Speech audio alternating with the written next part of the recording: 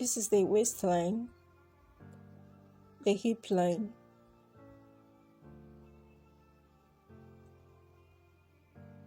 the knee line, and 2 inches above the knee line. On the waistline, mark the waist circumference divided by 4 plus 1 inch sewing allowance. On the hip line, mark the hip circumference divided by 4 plus 1 inch sewing allowance. Subtract 1.5 inches from whatever you marked on the hip line, and that's what you'll mark on the 2 inches above the knee line. For instance, I marked 10 inches on the hip line. That means on the 2 inches above the knee line, I'll mark 8.5 inches.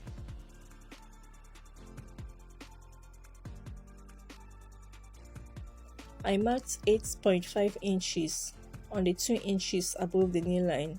On the hemline, you can either double or triple that, depending on how full you want it to be.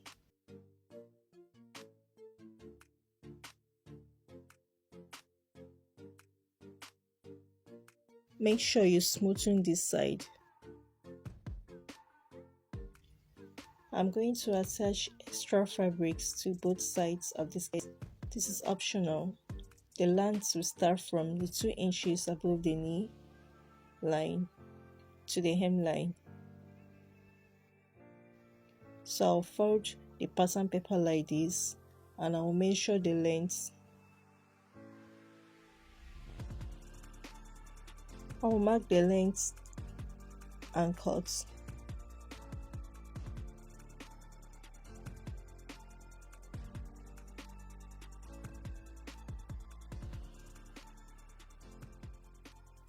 I'm going to attach it on both sides like this.